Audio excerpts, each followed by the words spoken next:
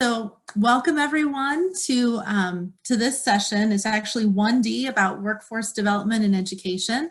And we're really excited to have you in this set of sessions for today. Karen is not with us quite yet, but we're going to shift to Melissa with the University of Idaho. I found it when I was reading through this, and we were kind of, as hosts, able to select what we wanted to host, and I found this whole session just very fascinating. So I'm really looking forward to hearing what Melissa has to say and what the rest of you have to say as well. So without further ado, I know this will be a lot about what's going on with culinary arts in workforce development in Idaho, and we're looking forward to hearing Melissa. So go ahead, and I will make Melissa, I will be able to make you a co-host so you can share your presentation. So awesome, thank you. Thank you.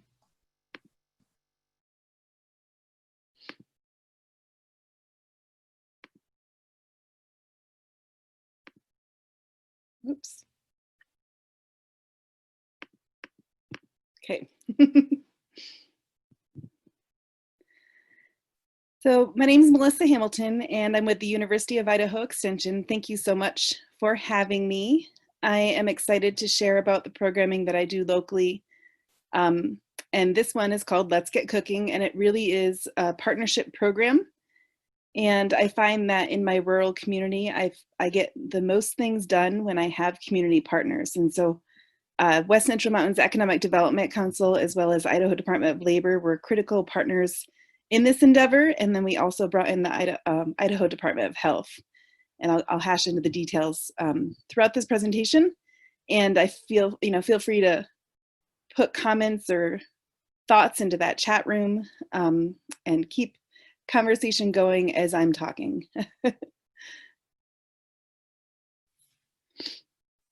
Sometimes presenting in Zoom is it's a very silent audience, and so I like to know that there's a lot of chat happening in that opportunity. So, well, the situation, there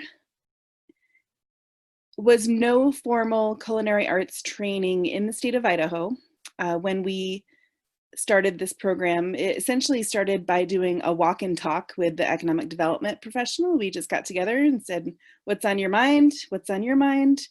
And what we were thinking of was similar. And so this program launched out of that walk and talk.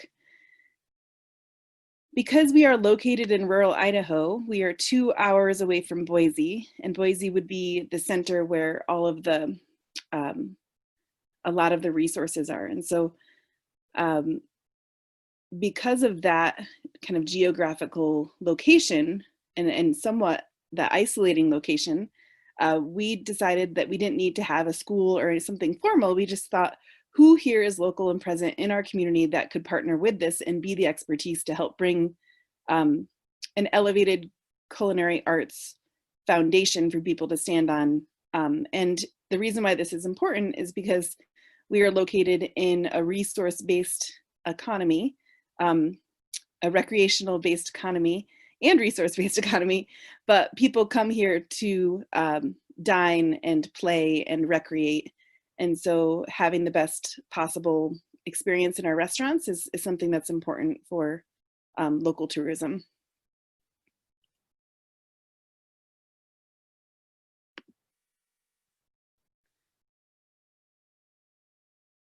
And the reason why this is relevant to extension programming is that it meets the needs of the local community.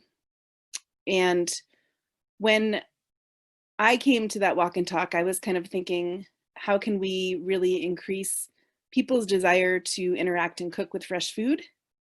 And who do I have within my sphere of influence to be able to make that program happen? And so I was really thinking about that being the focus for extension, and then utilizing the Master Gardener program to help teach that and engage the community through kind of a community education focus. And so bringing in those additional partners really did help shape and form this program and make it what I was envisioning, but even more. And so meeting with the Economic Development Council, Andrew, he brought in other partners and we had kind of a scoping meeting with those other partners to say, hey, is this something that you're interested in too? And would you be willing to help out? And when we met with different restaurant chef owners in the area, they said, yeah, we would honor a non-accredited local certificate that was basically kind of created through this program. And if that was on someone's application in the future, we would say, oh, well, you know, kudos to you. You're more hireable than the next person because you went through the Let's Get Cooking program. And so we determined the local chef partners, what roles they would play, what content we should focus on. The Idaho Department of Labor already had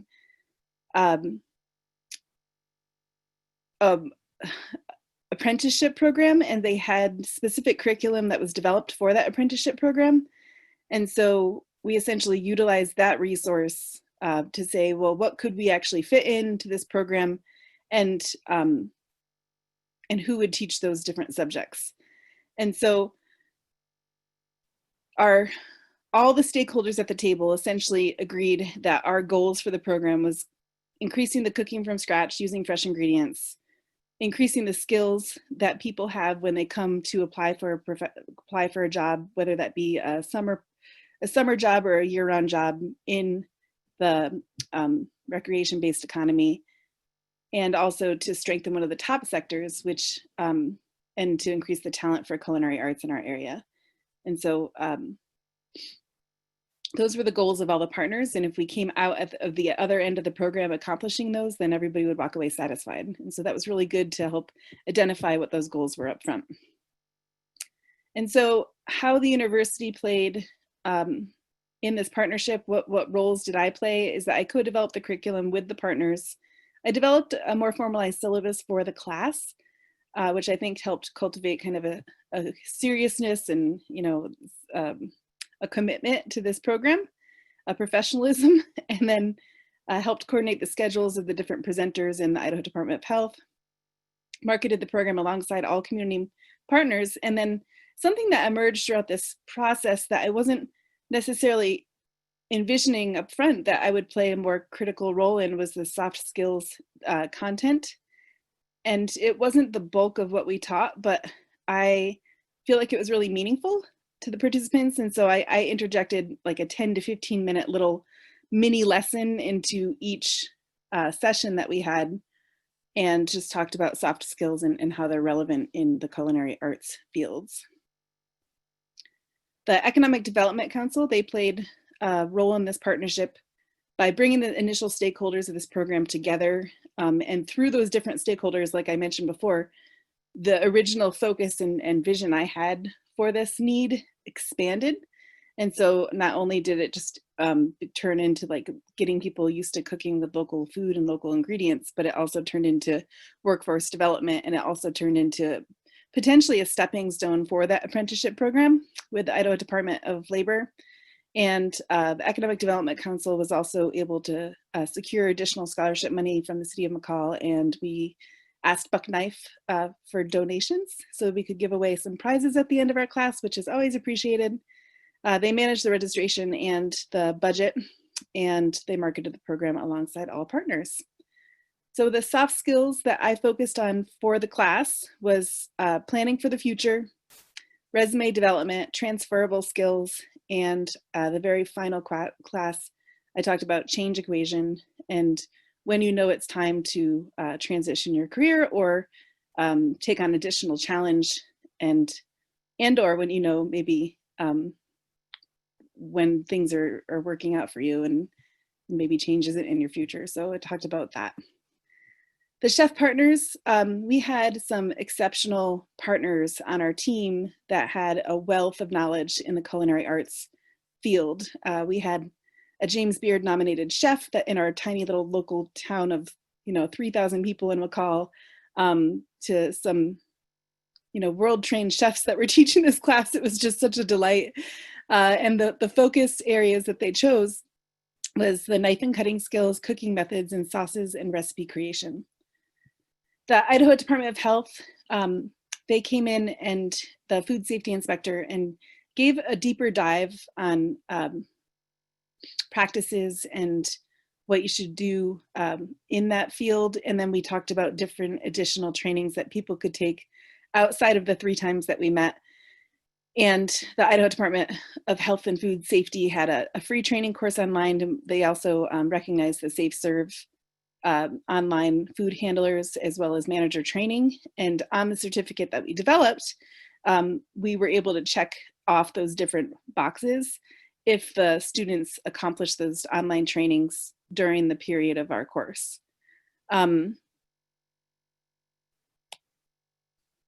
So the evaluation, we did a pre and a post evaluation. And just in general, it's like good to know if people were satisfied. So 87% of the course were extremely satisfied.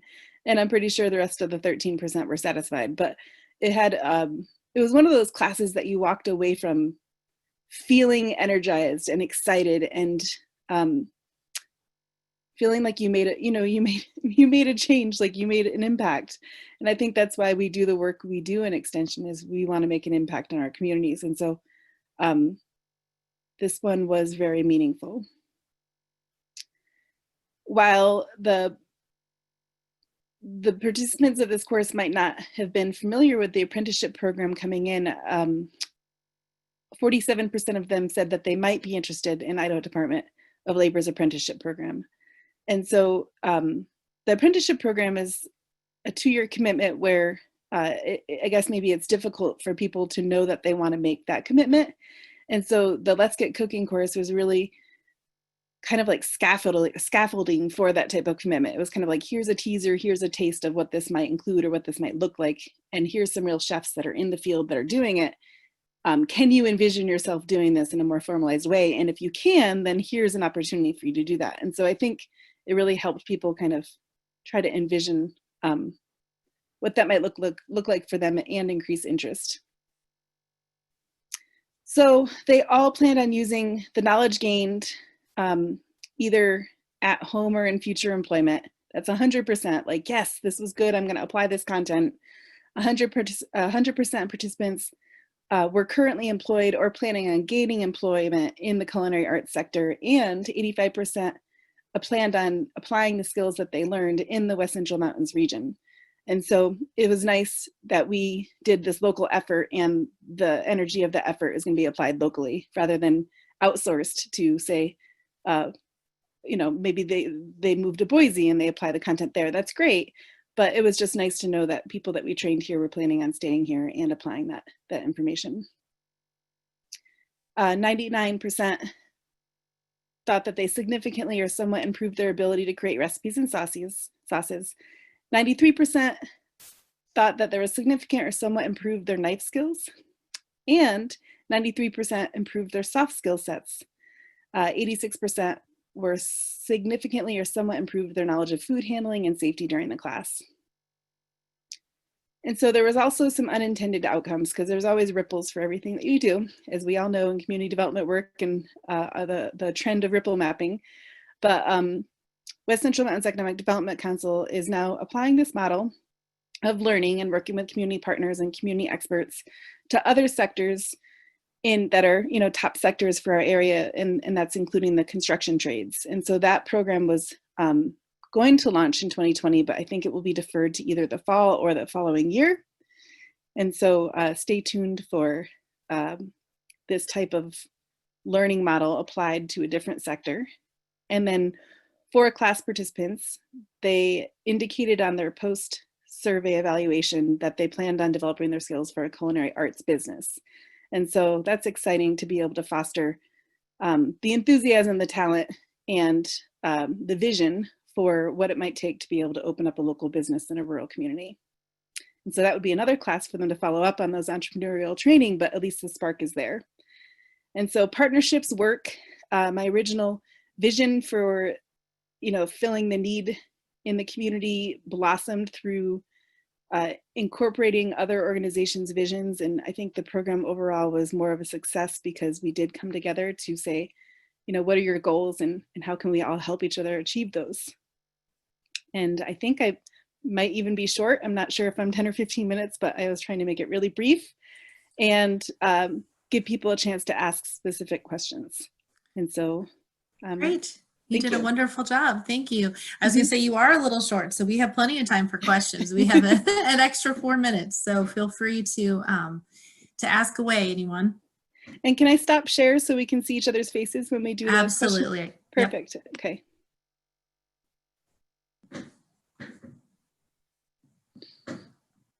Oh, I think the other thing I forgot to mention, and this was inspired and I wanted to mention it because we talked about urban and rural so much this morning, is that this program really matched the rural community that I live in because we don't have those abundant resources. And so we really had to get creative about what can we use locally, who's our talent pool, what's important, how can we bring that all together? And so I just wanted to say this really fit well in a rural landscape.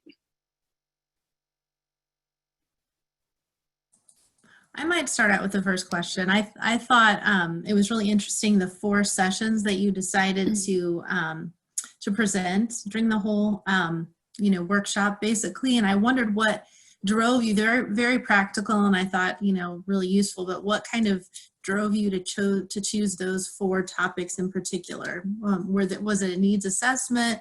Did you talk to learners ahead of time, or how did you make that determination? It was that scoping meeting with the community partners where we brought together the restaurants and the chefs and we said, what topics would you like people to come into your employment, into your workforce with? And those were basically decided by looking at that apprenticeship curriculum that was developed and working with the local chefs and saying, okay, let's develop these skills for people to come into our restaurants. Okay, thanks. Mm-hmm. Anybody else with questions?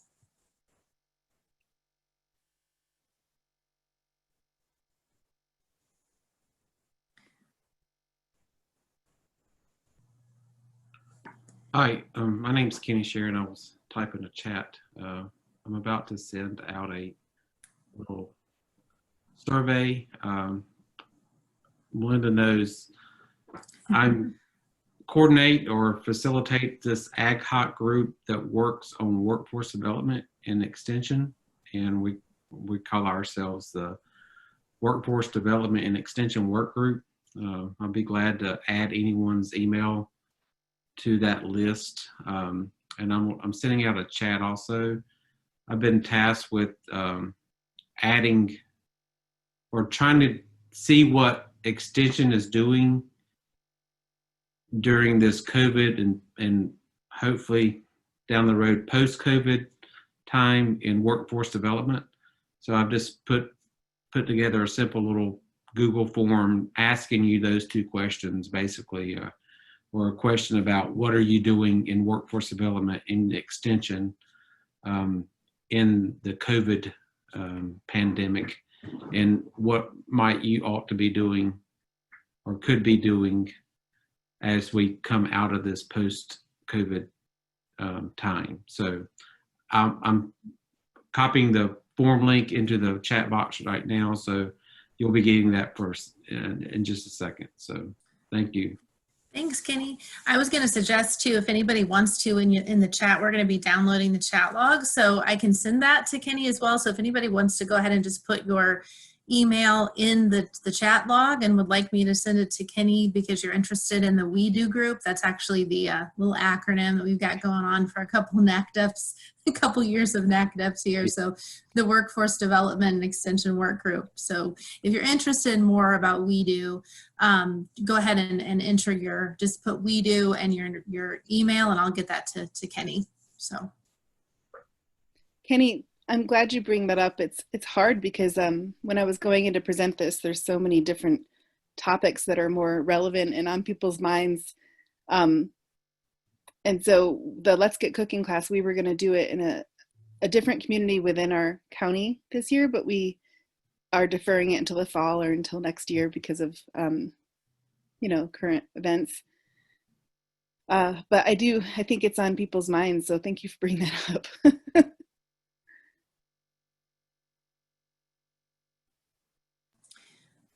We still do have a few minutes before we need to start with Lauren's presentation. So I'll take a last call for any questions over Melissa's presentation.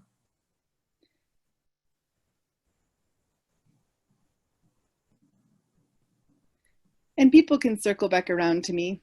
Okay. Just put them into right. the chat. And even if it's something Okay. that you're working on or chewing on or trying to launch, I feel like there's pros and cons to meeting in person or meeting via Zoom. And in my opinion, one of the pros of Zoom might be being able to find people within the session that share common challenges or issues. And so I think even, you know, if you identify those and other people are like, oh, I'm struggling with that too, like you've now made a connection that maybe would have been harder to do if we were in person and not able to have that little side topic conversation chat room. So I guess for me, I encourage you all to find each other and share what you're chewing on with workhouse or workforce development, and maybe we can find common ground together. Yeah, that's a really good point, Melissa. Thank you so much for saying that. That's great. Mm-hmm. Okay, well, I'm going to go ahead and move on as long as Lauren's ready. Are you feeling equipped, Lauren? Okay, I'm going to make you a co-host. All right. Before Lauren starts, I just wanted to introduce her a little bit. She's with a program out of West Virginia University Extension called TRAIN, which is Teacher Resources for Addiction Impact Now. And I'm really looking forward also to Lauren's presentation. I think, like we've said, there's several really unique programs that we were able to showcase in this session. So thanks, Lauren, for being here, and we look forward to hearing what you have to say. All right, just testing. Can you hear me? Yes. Okay, perfect. I'm on the phone, so I was hoping. Okay. Do you have your share permission? Is it working? Yes, I do. Okay, good.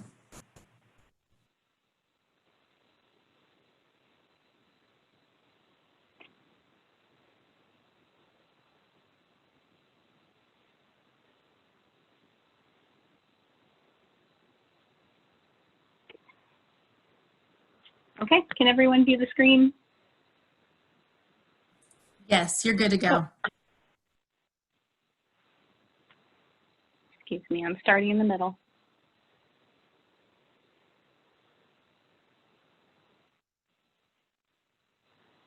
All right, thank you, everyone. So the project that we'd like to discuss with you today is called TRAIN, which is an acronym for Teacher Resources for Addiction Impact Now. And it's a university and school partnership to support classroom educators in West Virginia. So to introduce our team, 3 of us are here today and 2 of us are not. Our principal investigator is Dr. Jessica Trulio, and the co-investigators Dr. Frankie Tack and myself, Lauren Prinzo, with WVU Extension Service. And then I'll let our other 2 presenters introduce themselves, Megan and Sloan.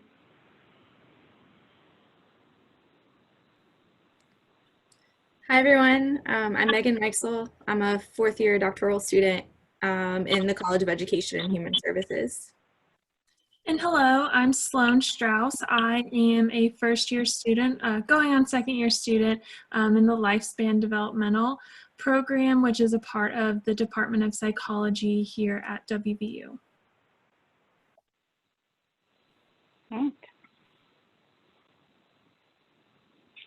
So this project began in response to really WVU, well, not this project, but WVU Extension's involvement began in response to the effect the opioid epidemic is having on our programming across the state. West Virginia has been greatly impacted by the opioid epidemic and has the highest number of drug-related overdose deaths in the country. The epidemic basically is pervasive, and it impacts individuals, families, and communities all across the state and arguably the United States.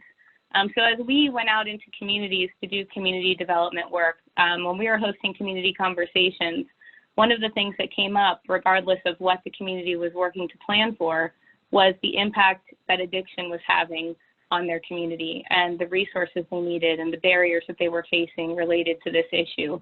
So we knew that it was something that we needed to find a way to better address through our work. And in speaking with colleagues from other program units, we found that they were encountering the same situations with 4-H and youth development, agriculture programming, safety and health extension, fire service. all of programming, because all of the people we serve are being impacted, so is the programming that we're coordinating in counties and communities across the state. We also know that rural schools are not only the educational hub of communities, but are often the center for social, recreational, or cultural activity in the community as well. And there also can be a very significant source of employment in rural areas.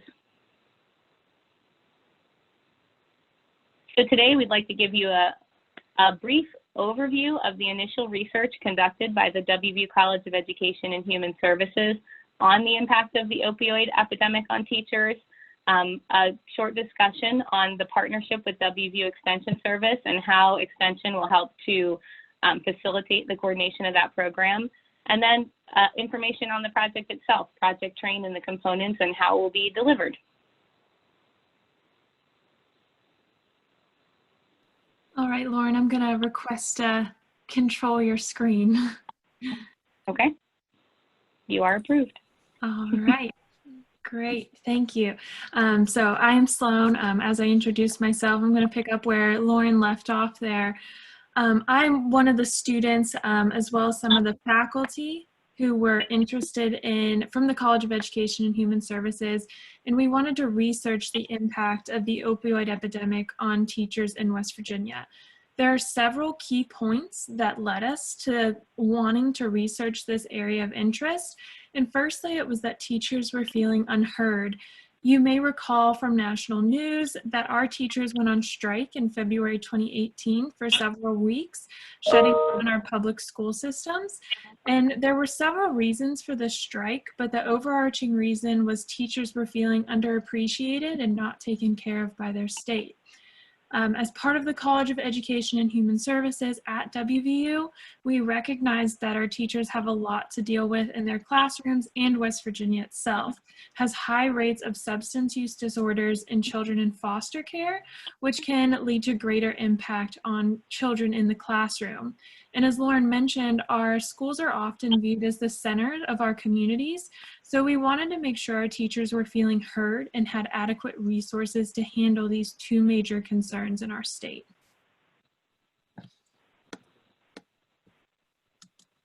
Oh, sorry. Skipping forward there. So we wanted to know, what do our teachers experience in their classrooms? How prepared are they for these experiences? And how can we help our teachers combat addiction in their classrooms? We developed a survey using Qualtrics that was sent to teachers electronically. We advertised our survey on social media, and the West Virginia State Department of Education shared our survey with superintendents.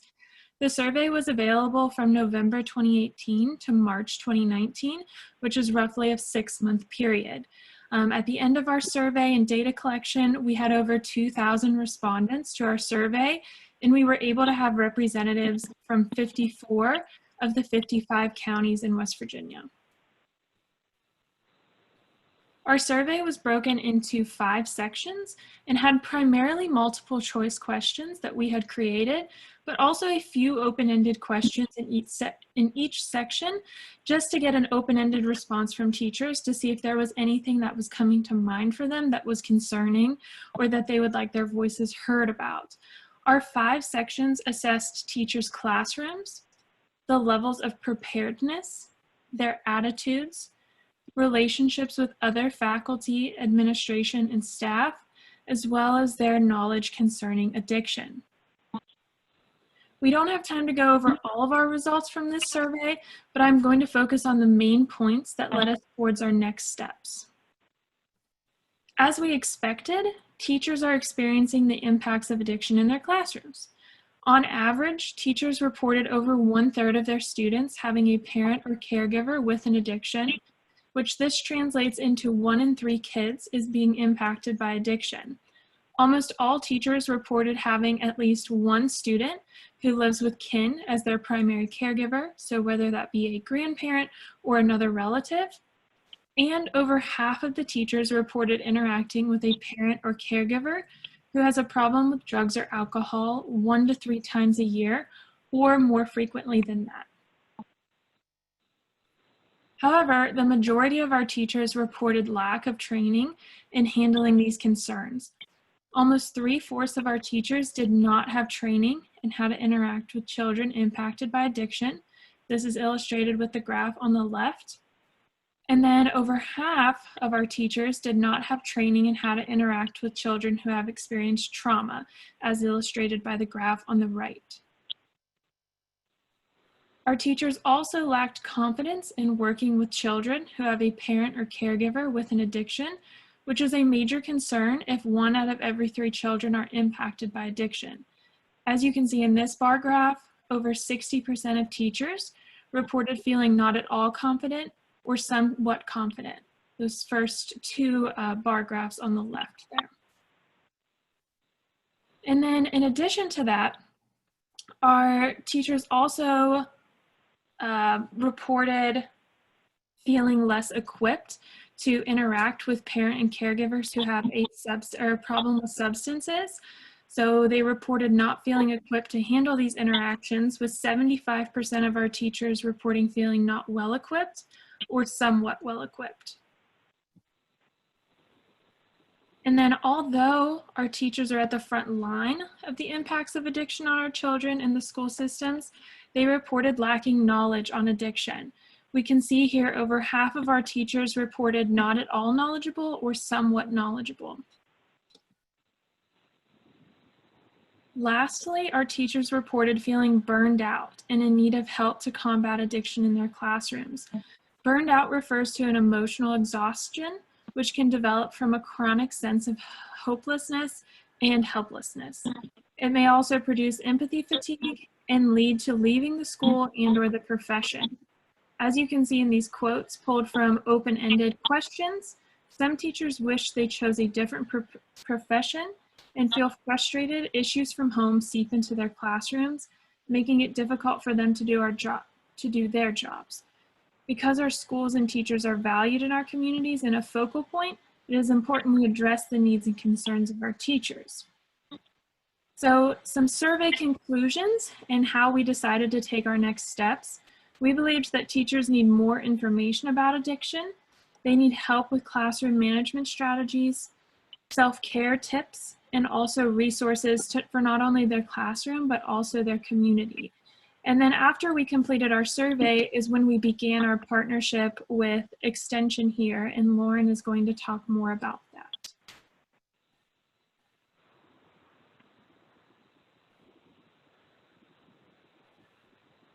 Okay. So as the researchers from the WVU College of Education were seeking to better understand the impact of addiction on teachers, WVU Extension was forming our first statewide effort to address addiction in communities. Our task force is called the Resilience and Recovery Task Force, and it includes faculty from across the state and faculty representing all program areas. So, excuse me.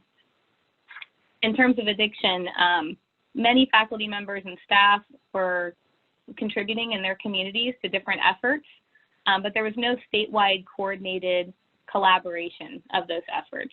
So through this task force, we worked together to answer the question, how can WVU Extension as an organization best support individuals, families, and communities impacted by substance misuse and substance use disorder?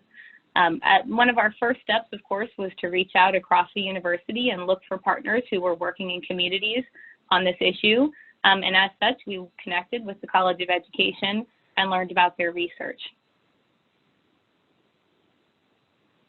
So the partnership with WVU Extension and the TRAIN project is a great fit because the TRAIN project had a need for qualified educators who are experienced in adult education, especially in discussions that might be sensitive or contain information that was personal to people. So there was also a need for educators that were local and have relationships with schools and the community resources that are available. And WVU Extension Service has 55 county offices and at least 1 faculty member in every county of the state. And our county agents are very likely to have relationships with schools and the community resources that are near the areas that we're targeting with this project. So for those reasons, we partnered with the College of Education and pursued the development of the TRAIN project, which will be delivered by county-based faculty of WVU Extension.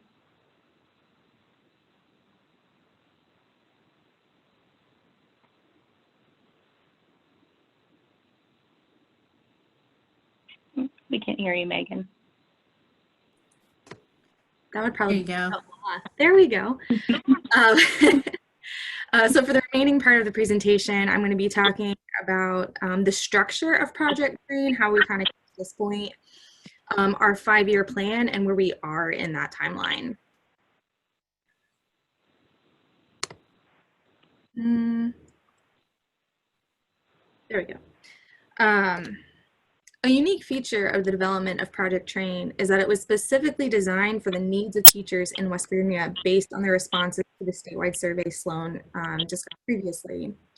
Within the survey, we specifically asked teachers, what did they need to help children be successful when their parent or caregiver has an addiction? Their open-ended responses can be grouped into 4 broad categories, as you can see here on this slide and on the next slide. They wanted to know more about addiction and how it impacts families. They wanted to gain basic addiction knowledge, as well as receive additional strategies for how to manage the various teaching responsibilities, such as classroom management.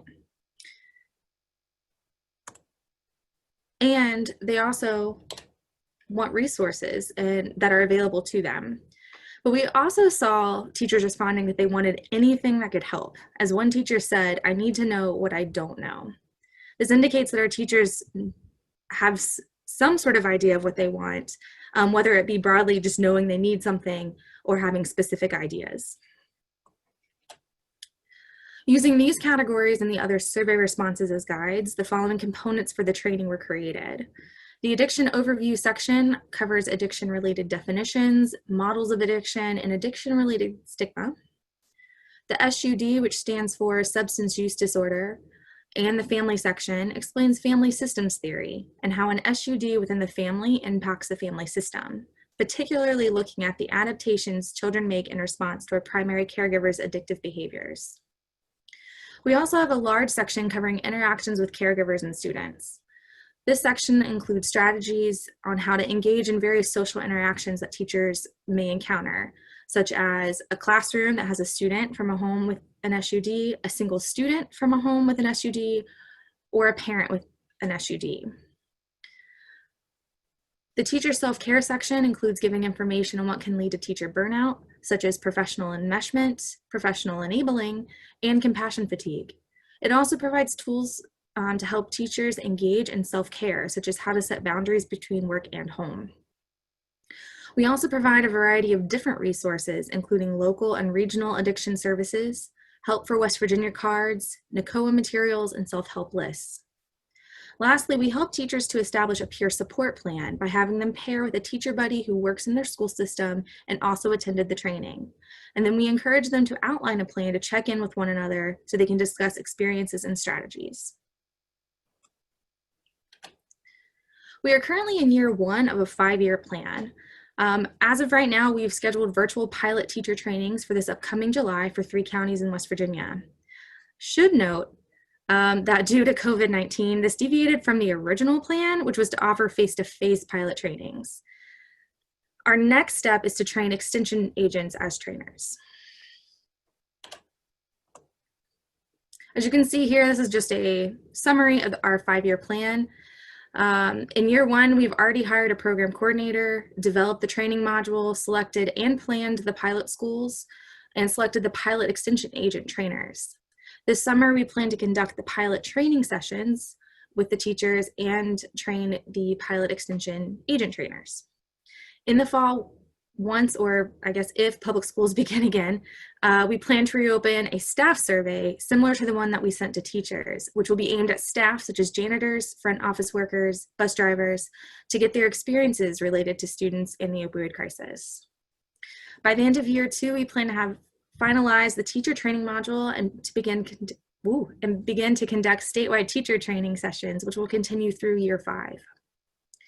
During year 4, we plan to develop the teacher training into an online module and begin to outreach the state boards of education in Kentucky, Tennessee, and Virginia. And by the end of year 5, we plan to work with the West Virginia Department of Education to make both the face-to-face and online teacher trainings a regular part of professional development offerings here in the state. We also plan to provide online training access to the state boards of education in Kentucky, Tennessee, and Virginia. To support this 5-year plan, we have received funding through the Region 5 Comprehensive Center, which was established by Westat Incorporated, to build the capacity of teachers to engage with the impacts of opioid use in their classrooms. This effort has been led by Kimberly Hamrick and Allison Henderson. Should note our project is a sub-project of the overall CCP Region 5 plan. Lastly, we want to acknowledge and say thank you to the West Virginia Department of Education, Office of Special Education for their assistance, as well as Dr. Kim Horn and the West Virginia Clinical and Translational Science Institute for their funding. While we will be taking questions, if you also would like, you're welcome to contact me at the email listed here on the slide, and I'd be happy to answer your questions regarding our project. Lauren, to you.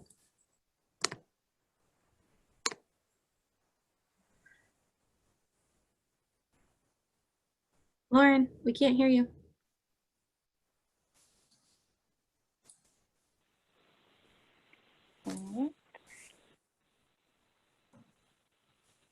Okay, so for questions, I'm just going to check the chat window. Okay, does anyone have any questions that we can answer? Do we have time for a few questions? Yes, we do. Melinda? I was going to say we have plenty of time.